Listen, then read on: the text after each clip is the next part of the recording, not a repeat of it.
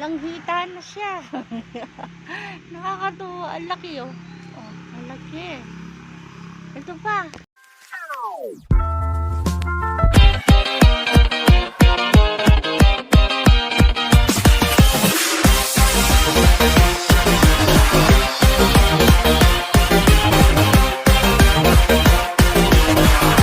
Guys, welcome to my channel, Sweets and Journey by Niyods. Ayan, samahan niyo ako dito sa journey natin sa probinsya. At sa mga hindi pa nakakapag-subscribe dyan, please to subscribe, Sweets and Journey by Niyods. At hit nyo na rin ang notification bell para lagi kayong updated sa aking mga videos na i-upload. Maraming pong salamat!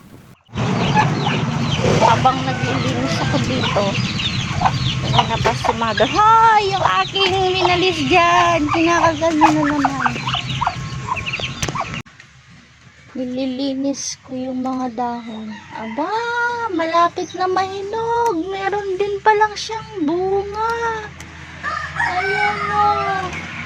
Oh, dalanghita na siya. Nakakatuwa. Ang laki oh. Oh, ang laki. Ito pa, dalawa pala sila. Nasaan na yun? Uy, nasaan na? Dalawa sila. Nasaan yung isa? Ayun, nagtatago. Ayun. So, magkatabi lang sila. Hi. So, may bunga pala siya. Lagi pa natin. Baka meron pa. Nililinis ko kasi to. Tinatanggalan ko na ng mga tuyo.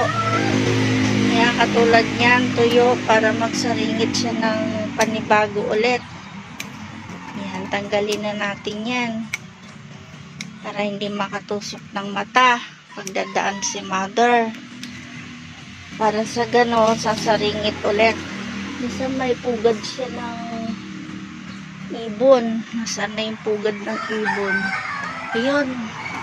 May pugad ng ibon. Teka lang. Wala naman laman. Ayun. May pugad. Baka may itlog. Hirap naman. Bulaga. Ay, naka-cover up. Dito. Oh, walang laman. Walis na yata. So, ayun. Lipat tayo sa kabila. Dito. So, nilinis ko yung dadaanan din dito dahil di ka makadaan. Nakakatakot tong mga ito. Kasi ito, dragon fruits. Dito rin may pugad. Pugad ng lawin. Pugad ng ibon pala. Tinakpan niya ng dahon ng mangga. So, nasa ng butas. Wala, hindi mo makikita yung butas. Yun, baka may itlog. So, walang maingay. Kaya na natin sila dyan.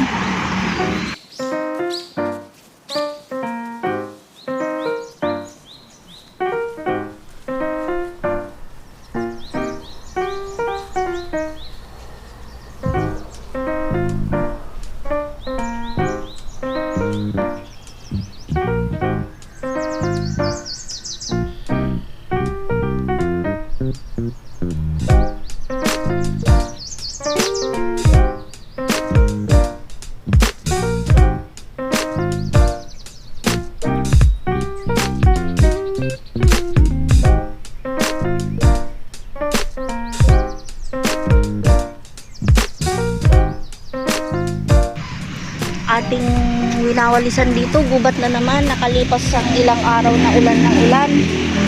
Ayan, dami na naman siyang dahon. Ang saklap. Nakaipon pa ako ng kahoy, naglaga ako ng labong. Nagamit ko pa yung iba dyan. So meron pa nagkalat dito ng bagyo na putol-putol. Yun, that's for all today's video mga ka-sweets. Babay na, ako ko'y maglilinis.